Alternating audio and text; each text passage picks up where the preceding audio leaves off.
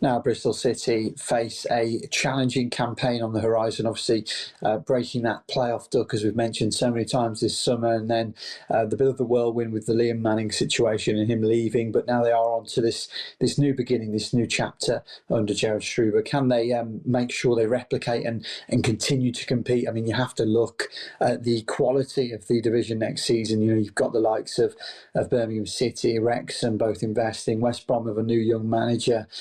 You've still got both the Sheffield clubs in there. You've got Norwich with Liam Manning, funnily enough, Leicester City, Ipswich Town. These are going to be really, really challenging opposition for the likes of Bristol City, who have tread water in the Championship for so long. They finally broke the top six. I mean, you look at the chances of teams who get the top six in the season after get it as well, it is quite low down.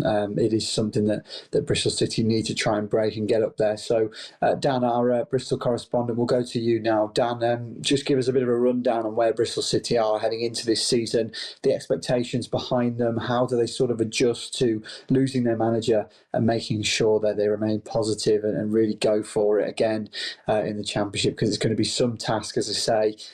So Dan, what are your thoughts? Where are Bristol City at, and what more can you tell us? Well, I think as a club they're doing all right, and I think expectations will be moderately high next season, just basing off what they did last year in the Championship. Of course, getting into the playoffs, well, scraping in just about on the last day of the season. To be fair, they could have made it much more easy for themselves if they'd just beaten Preston, but of course that was easier said than done, because Preston were also fighting for their lives.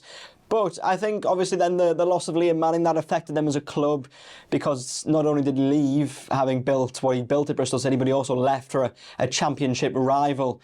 And well, that's not great at all, is it? Leaving for someone like Norwich City, who similar sort of club in terms of where they're at currently to Bristol City. Perhaps Norwich, perhaps a little bit more advanced, you could argue, just because they have been in the Premier League more recently and actually on a few occasions in comparison to Bristol City. But overall, it was a bit of a kick to the Robins that they lost him to a club like Norwich. But since then, obviously, they've brought in Gerhard Struber from FC Köln, a Bundesliga side. The chairman, John Lansdowne, has said that Struber is the perfect fit for Bristol City, and obviously he's got straight to work. They're currently in a pre-season training camp in Portugal, and he's been very impressed, has Gerhard Struber, with some of the training, the attitude that's been put into training so far. And he said the lads that have been there in the squad have shown a real promise and a real good attitude to the work they've been asked to do so far in preparations for the Championship season. So that's the positives out the way. Obviously, they've also brought in a couple of new players as well. You look at Joe Lumley, the goalkeeper, someone who has Premier League experience, and actually someone who wants and has made quite clear that he wants to experience the Premier League with Bristol City. Obviously, that would mean getting promoted next season.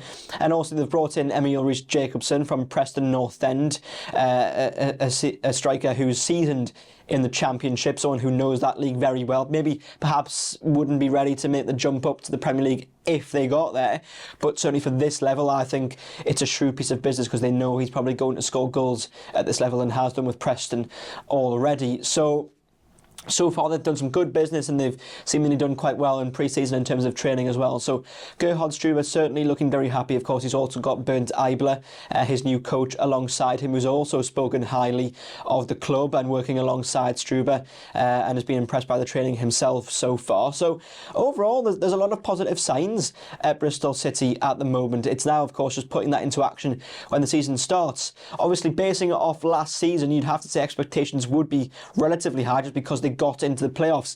Yes, they were then heavily beaten by Sheffield United in the playoffs, but let's be honest, that red card didn't help at all in the first leg.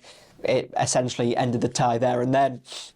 So they've got to build on the squad they had from last season. They're starting to do that with some moves in the transfer market. They've also got to build on the playing style.